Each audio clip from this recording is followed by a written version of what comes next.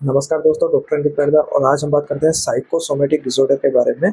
तो ये एक ऐसी कंडीशन होती है जिसमें क्या कि कभी-कभी आपके साथ ऐसा होता है कि सारे टेस्ट आपके नॉर्मल आते हैं। उसके बाद भी आपके शरीर में थकान बनी रहती है, दर्द बना रहता है, तकलीफ बनी रहती है और बहुत सारी बार क्या है कि कार्डियक पेन, चेस्ट में पेन होता है, बाकी ईसीजी रिपोर्ट आपकी नॉर्मल आती है।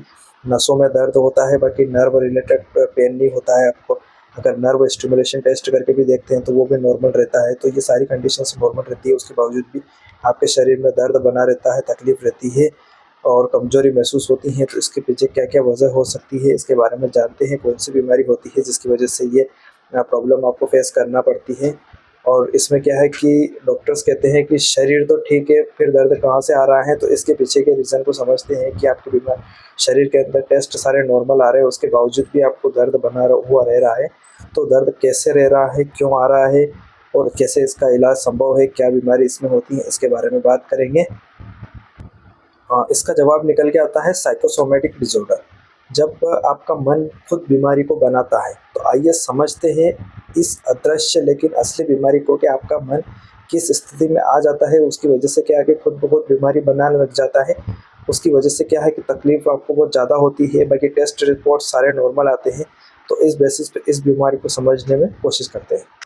साइकोसोमेटिक डिसऑर्डर इस बीमारी को बोलते हैं। ये एक ऐसी स्थिति होती है जहां मानसिक तनाव, चिंता, डिप्रेशन जैसी समस्याएं, शरीर में दर्द, थकान, सांस फूलना, पेट में तकलीफ, पेट में दर्द, नसों में दर्द, शरीर में कमजोरी जैसी नज़र आती है।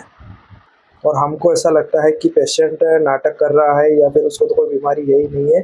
बाकी ऐसा नहीं है, ये एक मेडिकल रियलिटी है। इसमें ये कंडीशंस बनती है जहां मानसिक तनाव शरीर को बीमार बना देता है। ऐसा कहा जाता है कि मन खुद बीमारी को क्रिएट करता है, क्योंकि क्या है कि वो इसमें क्या क्या रीज़न है उसके ऊपर चर्चा करते हैं। सिम्टम्स की बात करें इसमें, तो व्यक्ति दर व्यक्ति इसमें अलग अलग सिम्टम्स दिखाई देते हैं। जो कुछ साइकोसोमेटिक लक्षण के बारे में बात करते हैं, जैसे लगातार सिर दर्द होना, सीने में दर्द होना, लेकिन ईसीजी रिपोर्ट, ट्रोपोनिन रिपोर्ट सारी नॉर्मल रहती है। पेट दर्द के साथ में जलन महसूस होना, तो ये एक साइकोटिक कंडीशन हो सकती है। जैसे इरिटेबल बाउल सिंड्रोम हो गया, सांस फूलना, बाकी आपको सीओपीडी नहीं है, अस्थमा की शिकायत नहीं है, बार बार थकावट होना, बाकी आपको कमजोरी बिल्कुल नहीं है शरीर के अंदर, पैरों में झंझनाहट महसूस होना, बाकी नसें बिल्कुल कंप्लीट रहती है। अगर अपन नर्व स्टिमुलेशन टेस्ट करके भी देखते हैं या फिर एमआरआई वगैरह करवाते हैं नसों की, तो उसमें सारी नसें व्यवस्थित रूप से दिखाई देती है। फिर भी झंझनाहट महसूस होती है, पैरों में सूनपन महसूस होता है। स्किन में भी जैसे एलर्जी सिम्टम्स इसमें उभर के आते हैं, जैसे स्किन में एलर्जी रशेस होना। बाकी क्या है कि एलर्जी टेस्ट अपन करवाते हैं तो उसमें जाँचें सारी नॉर्मल आती हैं।